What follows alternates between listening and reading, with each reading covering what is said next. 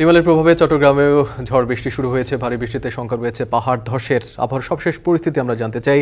সহকর্মী কাজী মাহফুজ আমাদের সঙ্গে যুক্ত হচ্ছেন। মাহফুজ, রিমালের যে অগ্রভাগ সেটি উপকূলে আঘাত আনতে শুরু করেছে। এই মুহূর্তে পরিস্থিতি জানাবেন, পাশাপাশি সব মিলে উপকূলে আবহাওয়া কেমন দেখছেন আপনি? গরম গরম রুটি, সাথে সুজির হালুয়া, দুর্দান্ত জুটি। তবে জুটি জমাতে চাই তীর আটা ময়দার সুজি, কারণ তীর ছাড়া আমার চলেই না। বিপ্লব, এই মুহূর্তে আসলে বৃষ্টি নেই, একই সাথে ভাটা চলছে, যার কারণে রিমালের যে ভয়াবহতা, যে তীব্রতা, সেটি এই মুহূর্তে আসলে তেমন বেশি আঁচ করা যাচ্ছে না। যদিও আমরা দুপুর থেকে বিকেল 5টা পর্যন্ত দেখেছি, তখন ভারী বৃষ্টি ছিল, কখনো আবার গুড়ি গুড়ি বৃষ্টি ছিল, সেই সাথে বাতাসের তীব্রতাও ছিল, যার কারণে তখনই আমরা বুঝতে পেরেছিলাম যে আসলে ঘূর্ণিঝড় রিমাল কতটুকু ভয়াবহ রূপ ধারণ করেছিল। যদিও আমরা একটু আগে আবহাওয়া অফিসের সাথে কথা বলেছি, তারা জানিয়েছেন যে রাত 8:30 নাগাদ মূলত পূর্ণ জোয়ার শুরু হবে। সেই সাথে ঘূর্ণিঝড়ের যখন ভয়াবহতা শুরু হবে, তখন আসলে বোঝা যাবে এই ঘূর্ণিঝড় কতটুকু ভয়াবহ আকার ধারণ করছে চট্টগ্রামে এবং চট্টগ্রামের উপকূলীয় এলাকাগুলোতে। আমি এই মুহূর্তে আসলে পতেঙ্গার সমুদ্র সৈকতের নিকটেই রয়েছি। এখানে আমরা দেখতে পাচ্ছি ভাটা হলেও এখানে যে ঢেউগুলো, সেই ঢেউগুলো অনেকটা বড় আকার দেখতে পাচ্ছি। একই সাথে 3-4 ফুটের যে উচ্চতায়, সেই উচ্চতায় ঢেউগুলো আমরা দেখতে পাচ্ছি।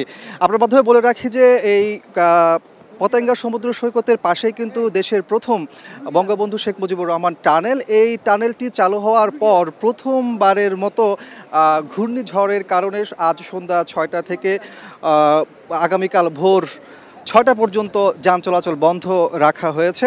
একই সাথে চট্টগ্রাম বিমানবন্দরের কথা বলে রাখি, আমরা এর আগে জানিয়েছিলাম মূলত চট্টগ্রাম বিমানবন্দরে সব ধরনের বিমান চলাচল অভ্যন্তরীণ এবং আন্তর্জাতিক বিমানবন্দর বন্ধ রাখা হয়েছিল দুপুর 12টা থেকে রাত 8টা পর্যন্ত। কিন্তু একটু আগে আমরা জানতে পেরেছি, যেহেতু 9 নম্বর মহাবিপদ সংকেত এখনও বলবৎ রয়েছে, যার কারণে বিমানবন্দর কর্তৃপক্ষ তারা আগামীকাল ভোর 5টা পর্যন্ত সেটি এক্সটেন্ড করেছে, অর্থাৎ আগামীকাল ভোর 5টা পর্যন্ত বিমান চলাচল বন্ধ থাকবে। একই সাথে আপনাকে আরও একটি তথ্য দিয়ে রাখি, সেটি হচ্ছে চট্টগ্রামের সমুদ্র বন্দর। আমরা জানি যে এই পোর্টটি কিন্তু দেশের আমদানি রপ্তানিতে গুরুত্বপূর্ণ অবদান রেখে থাকে, এবং সেই জায়গাতে বলে রাখি যে চট্টগ্রাম বন্দর কর্তৃপক্ষ তাদের নিজস্ব যে অ্যালার্ট 4, সেই অ্যালার্ট 4 জারি করেছে বিকেল নাগাদ, এবং সেই অ্যালার্ট 4-এর মধ্য দিয়ে মূলত সব ধরনের আমদানি, সব ধরনের পণ্য ওঠানামা বন্ধ রয়েছে, এবং বড় যে জাহাজগুলো আছে সেই জাহাজগুলোকে গভীর সাগরে পাঠিয়ে দেওয়া হয়েছে। একই সাথে লাইটের যে জাহাজগুলো আছে সেই জাহাজগুলোকে কর্ণফুলী নদীর যে উজানের দিকে সেখানে চলে যাওয়ার জন্য বলা হয়েছে।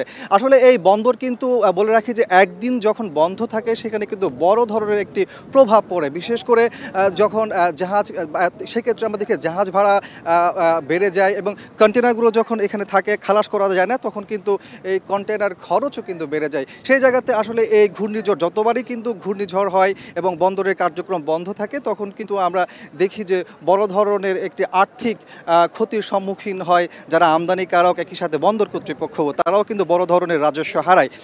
আর আপনার মাধ্যমে আরেকটি বিষয় বলে রাখি যে এই ঘূর্ণিঝড় যেহেতু রাতের মধ্যেই চট্টগ্রাম এবং পার্শ্ববর্তী যে উপকূলীয় যে জেলাগুলো আছে সেগুলো অতিক্রম করবে, সেক্ষেত্রে জেলা প্রশাসনেরও বেশ প্রস্তুতি আমরা দেখতে পাচ্ছি। জেলা প্রশাসন তারা 785টি আশ্রয় কেন্দ্র চালু করেছে, একই সাথে 1140টি স্কুলকে প্রস্তুত রাখা হয়েছে, যাতে যদি এই ঘূর্ণিঝড় মারাত্মক আকার ধারণ করে, সেই ক্ষেত্রে মানুষ যেন সেই আশ্রয় কেন্দ্রগুলোতে গিয়ে আশ্রয় নিতে পারে।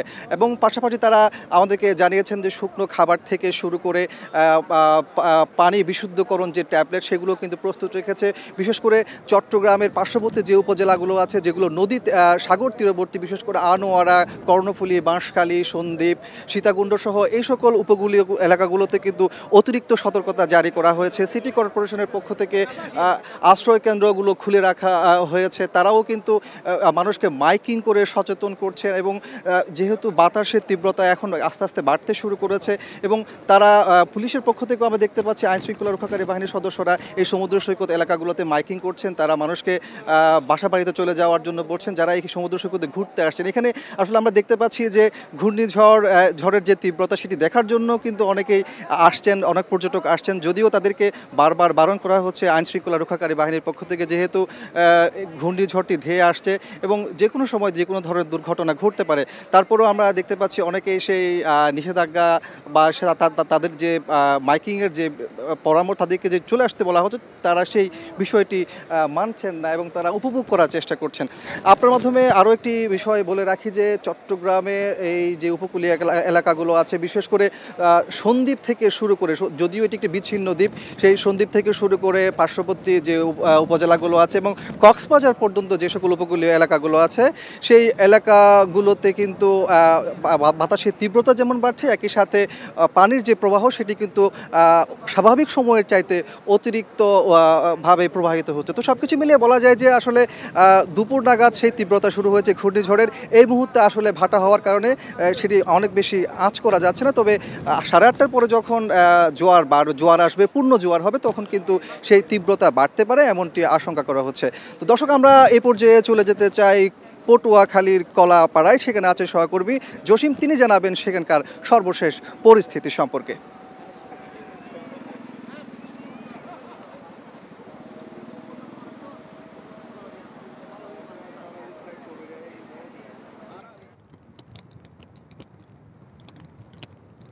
মাহফুজ, কক্সবাজারের কিছুক্ষণ সন্ধ্যা 7টা নাগাদ আসলে কক্সবাজারে জোয়ার শুরু হয়েছে এবং এটি পূর্ণ জোয়ার শুরু হবে আসলে রাত 12টার দিকে, 12:19 দিকে। এর আগে যদি ঘূর্ণিঝড় রেমাল আঘাত হানে, সেই ক্ষেত্রে কিন্তু এর জোয়ারের কারণে যে ক্ষয়ক্ষতি সেটি কিন্তু বেশি হতে পারে এমন একটি আশঙ্কা কিন্তু উপকূলবাসী করছেন। এবং যেহেতু এই মুহূর্তে জোয়ার শুরু হয়েছে এবং জোয়ার যখন বাড়বে, সেই ক্ষেত্রে আবারও বেড়িবাঁধ উপচে বা বেড়িবাঁধ ভেঙে লোকালয়ে পানি প্রবেশ করে কিনা সেই আশঙ্কাটি কিন্তু উপকূলবাসীর মাঝে রয়ে গেছে।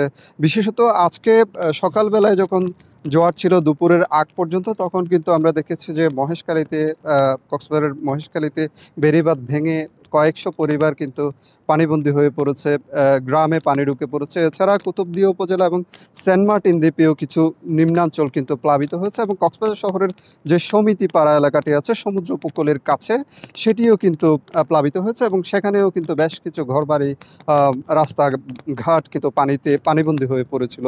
এরকমই আসলে পরিস্থিতি। এরপর থেকে ভাটা যখন শুরু হয়, এরপর থেকে ভাটা শুরু হওয়ার পর থেকেই কিন্তু পানিগুলো নামতে শুরু করে এবং পুরোপুরি যেখানে যেসব এলাকায় আসলে পানিবন্দী হয়েছিল, সেই সব এলাকা থেকে আসলে পুরোপুরি পানি নেমে গিয়েছে। এবং আবারও যখন জোয়ারের প্রক্রিয়াটি শুরু হচ্ছে, উপকূলের যারা বাসিন্দা রয়েছে তাদের মধ্যে কিন্তু এখনও একটা আতঙ্ক আসলে বিরাজ করছে। এবং কক্সবাজারের উপকূলবর্তী দুই দ্বীপ উপজেলা সহ কক্সবাজারের উপকূলীয় এলাকায় কিন্তু প্রায় 5 লাখের বেশি মানুষের বসবাস রয়েছে। এবং এই পর্যন্ত আমরা বিকেল 5টা নাগাদ যে খবরটি পেয়েছি, সেটি হচ্ছে 10,000-এর বেশি মানুষ কিন্তু কক্সবাজারের যে আশ্রয়কেন্দ্রগুলো খোলা হয়েছে, বিশেষত 638টি আশ্রয়কেন্দ্র কিন্তু কক্সবাজারে খোলা হয়েছে, এইসব আশ্রয়কেন্দ্রে আশ্রয় নিয়েছেন। এবং সন্ধ্যা নাগাদ এই পর্যন্ত আসলে কত সংখ্যক মানুষ আশ্রয় নিয়েছে সেই সংখ্যাটি এখনও পাওয়া না গেলেও রাত 9টার আগে আসলে সর্বশেষ তথ্যটি জেলা প্রশাসন থেকে আমরা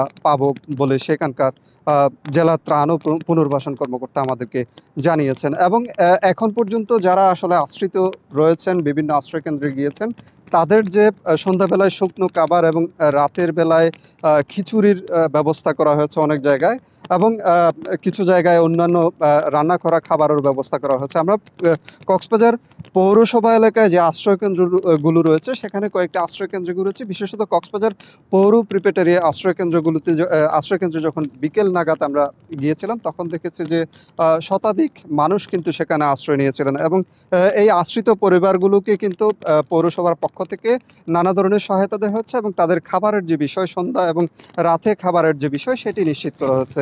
এই ছিল আমার কাছে কক্সবাজার থেকে সবশেষ। ফিরে যাচ্ছে স্টুডিওতে। কক্সবাজার থেকে সহকর্মী মন্তোষ বেদজ্ঞ আমাদের সঙ্গে যুক্ত ছিলেন। এর আগে যুক্ত ছিলেন চট্টগ্রাম থেকে সহকর্মী কাজী মাহফুজ।